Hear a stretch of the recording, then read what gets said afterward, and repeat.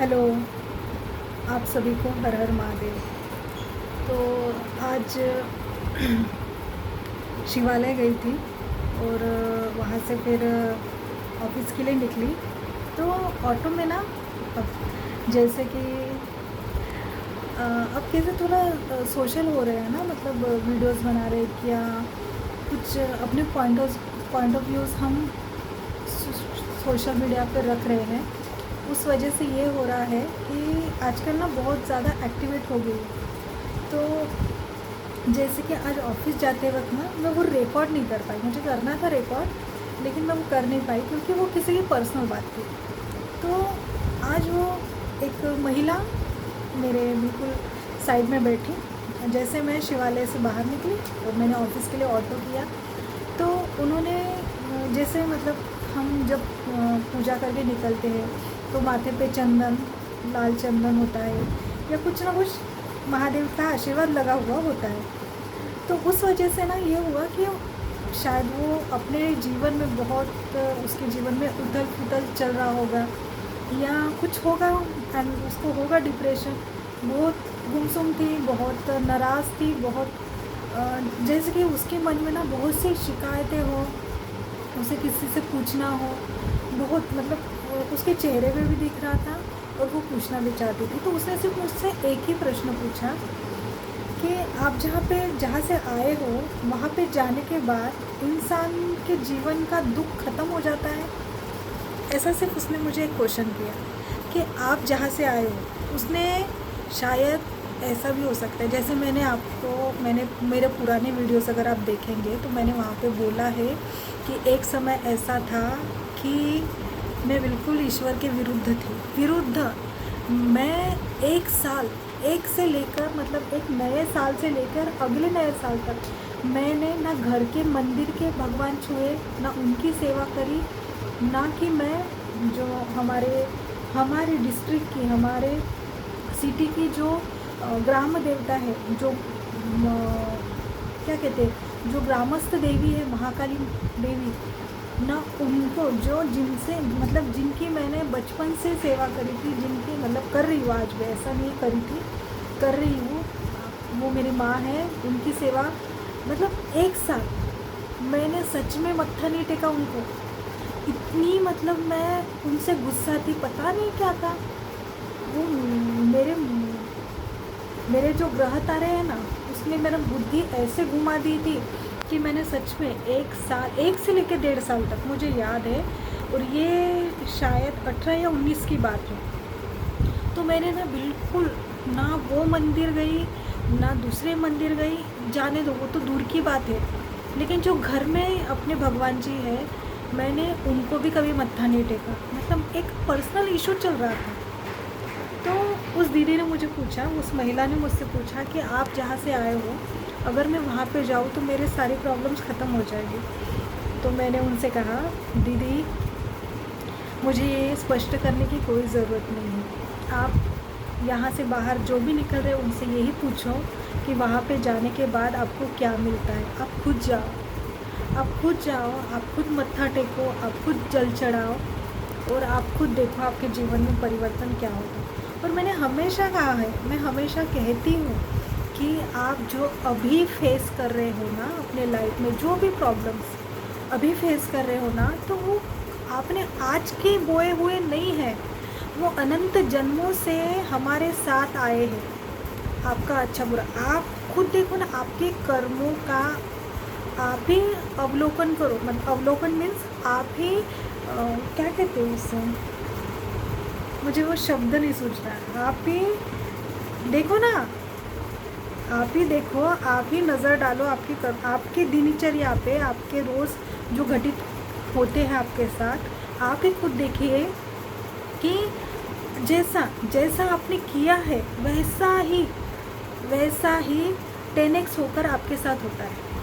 अगर आपने किसी कुत्ते को पैर से धक्का मारा होगा तो आपको भी पत्थर की ज़ोर से पड़ी होगी या ठोकर खाकर आप नीचे गिरे होंगे। तो जैसा हमने पूर्व कर्म किया है वैसा ही आज हमारे साथ होता है। तो वो महिला इतनी पीड़ित थी कि जब उसने मुझे ये पूछा कि क्या वहाँ पे जाने से मेरी प्रॉब्लम सॉल्व होगी। और वो रोने लग गई, जैसे कि मानो पता नहीं उसने मतलब मुझ में क्या देख लिया, या हम किसी के सामने ऐसे खुलते नहीं हैं, हम किसी को अपना ऐसा कुछ बताते नहीं है, लेकिन उसने तो मैंने सिर्फ उसको बोला कि दीदी क्या होगा वो नहीं होगा वो मुझे नहीं पता, क्योंकि हर कोई अपना अपना बैटल लड़ रहा है, अपनी अपनी लड़ाई खुद लड़ रहा है। लेकिन आप जाओ, आप अवश्य जाओ, मालिक आपकी सहायता ज़रूर करेंगे, ईश्वर आपकी सहायता ज़रूर करेंगे, क्योंकि ये सबके साथ होता है। हर हर एक के जीवन में प्रॉब्लम्स होती है, हर कोई दुखी है। तो ऐसा नहीं है कि हम ये बोले कि यहाँ पे चले जाओ वहाँ पे। हमको सबसे पहले विश्वास करना होगा, विश्वास करेंगे तभी जीवन में चमत्कार होते हैं। बिना विश्वास के अगर हम गए, मत्था टेका हमने, फिर भी हम बोलेंगे कि यहाँ पे कुछ होता नहीं है, तो कैसे होगा? क्योंकि आपने अगर हो भी रहा होगा ना तो आपको दिखाई नहीं देगा, क्योंकि आपने आपके माइंड को पहले कमांड दे रखी है कि यहाँ पे कुछ होता नहीं है।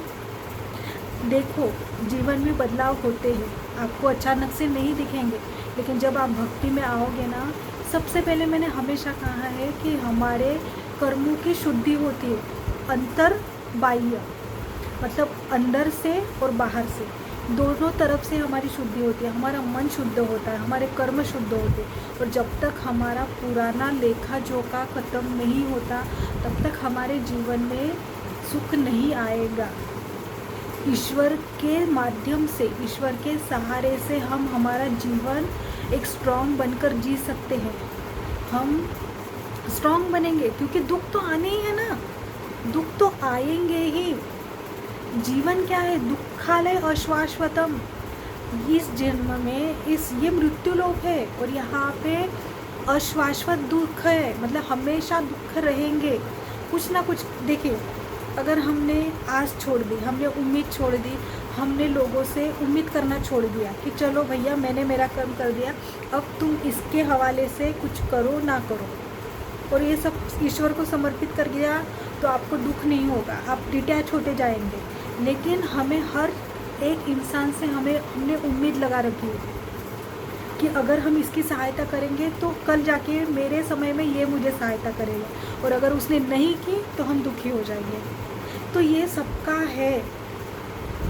तो उसने फिर धीरे धीरे, जब तक ऑफिस आ रहा था, क्योंकि वो दीदी मुझसे भी आगे जाने वाली थी, मेरे ऑफिस से भी आगे वो जाने वाली थी, तो उसने धीरे धीरे मुझे बताया कि दीदी देखो, कोई बताता नहीं, लेकिन पता नहीं उसने क्या सोच लिया और क्या सोचकर मुझे ये पूछा और खुद बताने लग गई। मैंने उससे कुछ भी पर्सनल क्वेश्चन नहीं किया, फिर भी उसने बताया कि दीदी मेरे लाइफ में ये प्रॉब्लम हुई है, रिसेंटली हुई है, और मैं बहुत डिस्टर्ब हूँ, अब मैं क्या करूँ? मैंने सिर्फ उससे ये कहा कि आप शिवालय जाओ, आपके घर के पास वाले जो भी शिवालय है वहाँ पे जाके अपनी सेवा करो। देखो, आप सेवा करोगे तो आपको शांति मिलेगी, सेवा करने से शांति मिलती है। मैंने उनसे ये भी कहा कि आपके घर में कोई बुज़ुर्ग होगा तो उनकी भी सेवा करो, घर के लोगों की, माता पिता की सेवा करो, उनकी बातें मानो, और जो बाहर है, जहाँ पे आपका बिगड़ा हुआ है, वहाँ पे उतना ध्यान मत दो, वहाँ का अटेंशन वापस ले लो, खुद पर ध्यान दो। इससे आपके जीवन में सच में परिवर्तन होगा। तो उसने बोला कि ठीक है, मैं कल से कर लूँगा। लेकिन कभी कभी समझ में नहीं आता कि आजकल राह चलते लोग अपना बताने लग गए हैं।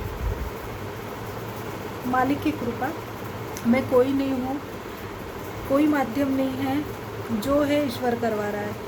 मेरी बातों से अगर सच में किसी का भी भला हो रहा है, कोई भी भक्ति में आ रहा है, किसी का भी ईश्वर से जुड़ाव हो रहा है, ये मैं नहीं कर रही हूँ, शायद ईश्वर मेरे माध्यम द्वारा आप तक वो बात पहुँचा रहे हैं। इसीलिए सच में ईश्वर से प्रेम करो, ईश्वर ही अंतिम सत्य है। आप किसी से भी देखिए, जिनका हो गया है विवाह, ठीक है, तो उनके लिए है, लेकिन अगर आप अपना सब कुछ जो कर्तव्य है सब कुछ छोड़ छाड़ के सिर्फ एक चीज़ के पीछे लगे हुए हो, उसके लिए कर रहे हो, दर दर भटक रहे हो, हर मंदिर भटक रहे हो। अरे जिसको बार बार मांगने की ज़रूरत पड़ रही है वो आपके भाग्य में नहीं होता है, और अगर आपके भाग्य में आ भी गया ना तो वो सिर्फ आपको पीड़ा देगा। इसीलिए कुछ बातें ईश्वर पर छोड़ दो, और कुछ बातें नहीं, पूरा का पूरा समस्त जीवन ईश्वर पर छोड़ दो।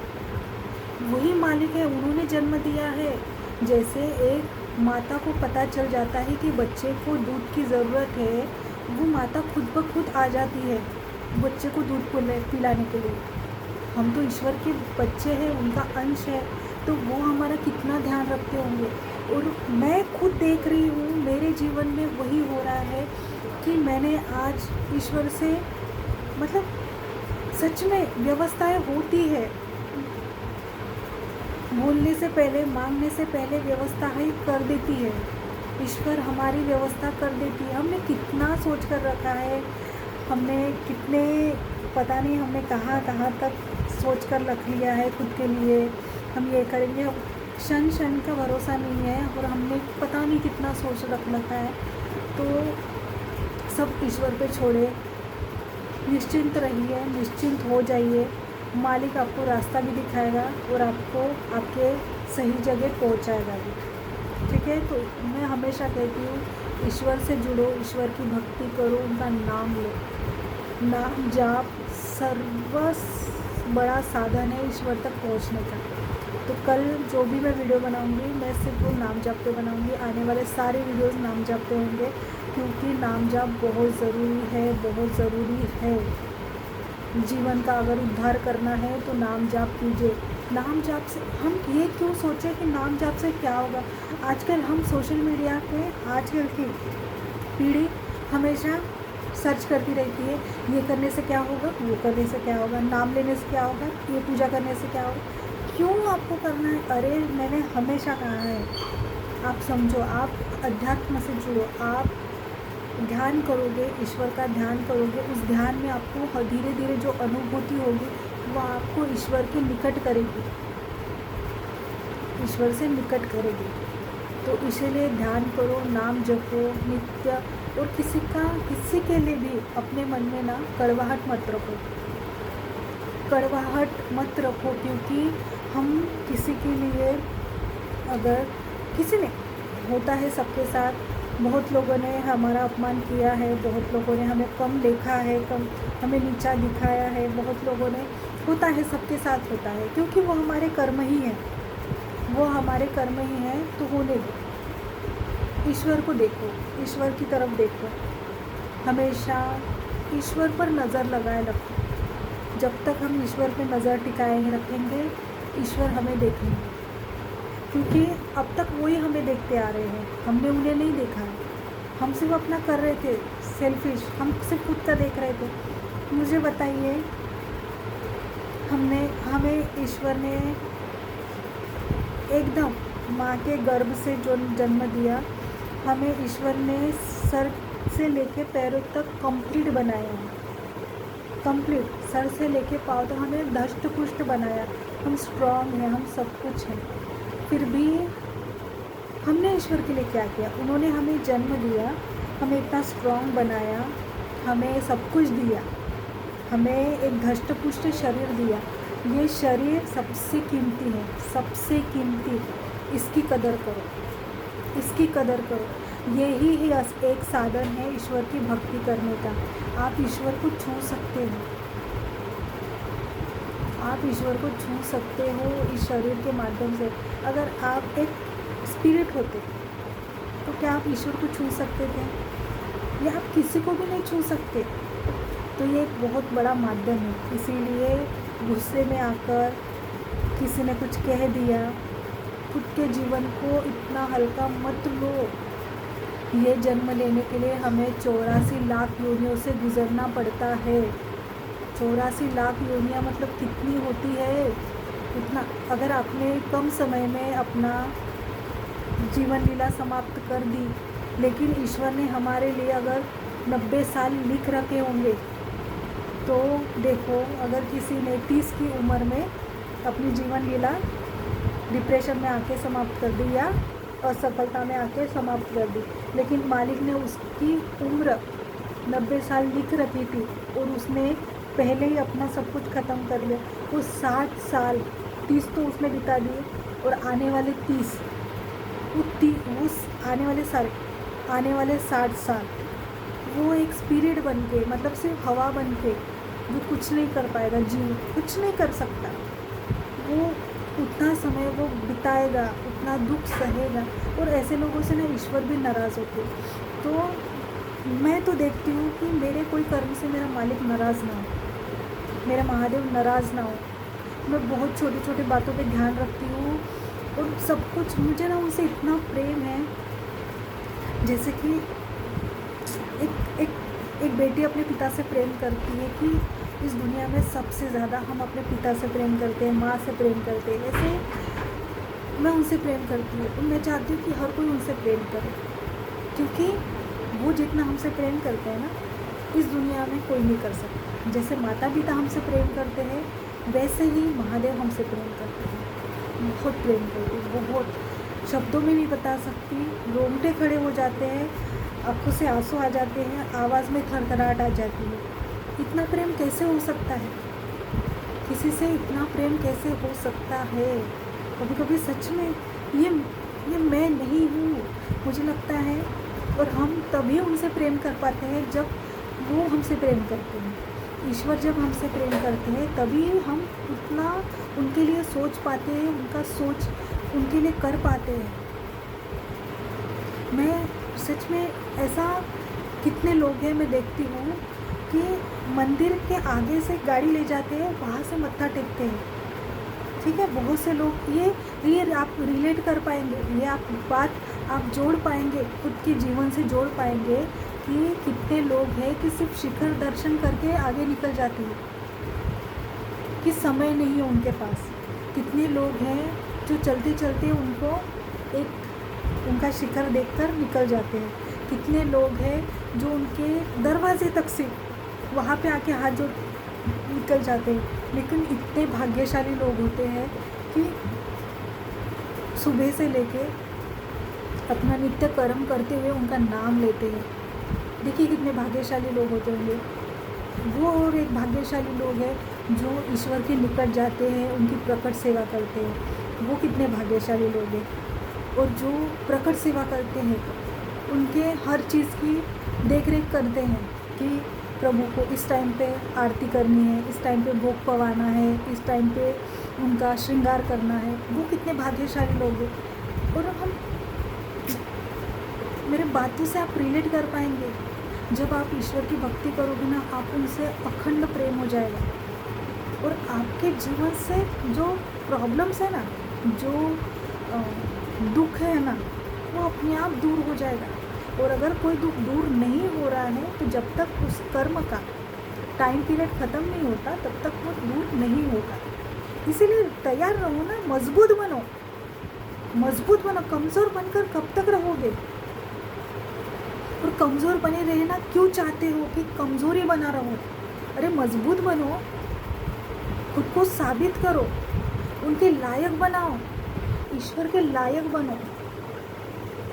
कब तक गंदी चीज़ें, कब तक अपने कर्तव्य से भटकते रहोगे? कब तक टाइम पास करते रहोगे? अपना समय व्यर्थ खर्च करते रहोगे? टाइम इज़ मनी ऐसे ही नहीं कहा जाता है। ठीक है, कुछ नहीं हो रहा है, ईश्वर की भक्ति कर लो, माता पिता की सेवा कर लो, घर पे माँ को किसी काम के लिए मदद कर लो, पिता के काम में मदद करो। अगर छोटे बहन भाई है उनको पढ़ाओ, घर को देखो किस चीज़ की घर पर कमी है वो कंप्लीट करो। कुछ नहीं हो रहा है ना, तो आप जो कर सकते वो करो, लेकिन गलत कर्म मत करो।